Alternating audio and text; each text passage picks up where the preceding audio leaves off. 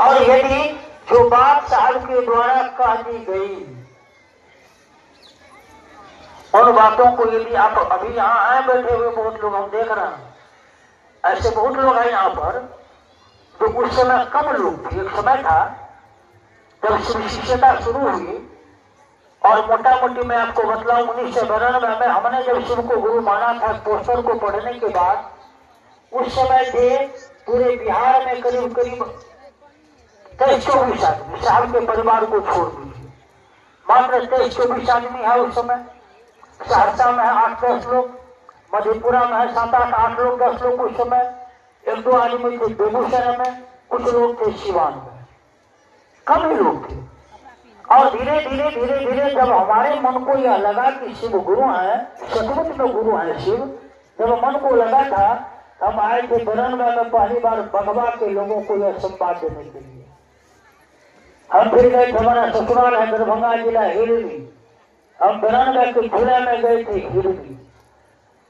उसके बाद जहाँ जहाँ मेरे सगे संबंधी दोस्त मित्र थे उन लोगों को हमने संवाद दिया। इसीलिए संवाद दिया 20 वर्ष के बाद, 25 वर्ष के बाद, 30 वर्ष के बाद जब पूरे भारतवर्ष में चप्पे चप्पे में शिव शिष्यता फैलेगी तो मुझको जानने वाले लोग यह नहीं कहे कि परमेश्वर जी आप तो शिव के शिष्य थे, आपने मुझको क्यों नहीं कहा कि शिव को गुरु बनाइए। अपना दोष मिटाने के लिए हमने हर जगह लोगों को संवाद दिया। और याद है मुझको धीरे धीरे जब साल भी बिहार में, बिहार से गए झारखंड 2001 से फिर हम लोग जाने लगे झारखंड में, दुर्गा में साहब रहते थे रांची में। उस समय मात्र सहरसा के लोग आपको मिलेंगे साहब के निवास पर। उस समय रांची में शिव शिष्यता शुरू नहीं हुई थी, रांची में उस समय शिव शिष्य नहीं थे, मात्र सहरसा के ही लोग मिलेंगे। उस समय इतनी संवेदना हम लोगों को नहीं थी। साहब के सामने हम लोग लुंगी पहनकर खड़ा रहते थे, कहाँ गए जटा जी वगैरह डोमी भाई सब थे। साहब के सामने हम लोग लुंगी पहनकर खड़ा रहते थे, यह भी समझ नहीं थी कि कैसे खड़ा रहेंगे। और साहब ने कभी यह नहीं कहा कि बाबू तुमको इतना भी तमीज नहीं है कि मैं साहब के सामने कैसे खड़ा रहूंगा।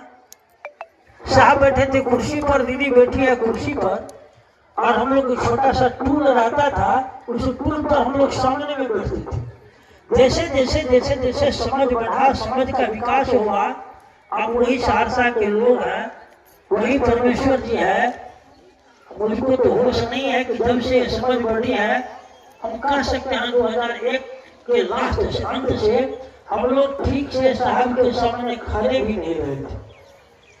कुर्सी पर तो बैठने की बात छोड़ दीजिए।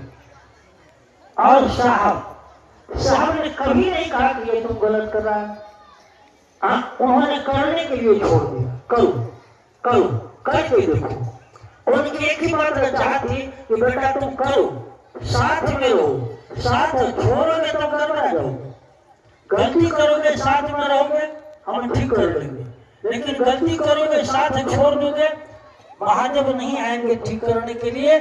ठीक करने का मुझको ही नहीं, साहब के बारे में मैं बोल रहा हूँ। साहब को लग रहा है कि ठीक तो मुझे ही करना है, कोई ठीक नहीं करेगा। अभी हमारी आपकी जो हालात है, क्या हमको आपको ऐसा लग रहा है कि हम लोग किसी को सही रास्ता दे पाएंगे, सही मार्ग दे पाएंगे? अभी गुरु भाई यहाँ बोल रहे थे, बात बिल्कुल सही है। हम बोलते थे लाखों की भीड़ में, उस समय लाखों की भीड़ में साहब का कार्यक्रम है, साहब जी भी बैठे हुआ, तब बोलते थे कि पता नहीं मैं आपको शिव शिष्य बना पाऊंगा कि नहीं बना पाऊंगा, लेकिन मैं चप्पे चप्पे से हरिंद्रानंद कहवा लूंगा।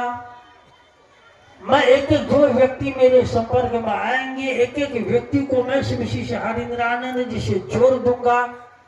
ये बात होती थी कब? 96, 97, 98, 99, 2001, 2 सब में। आज ये हालात है कि नहीं है?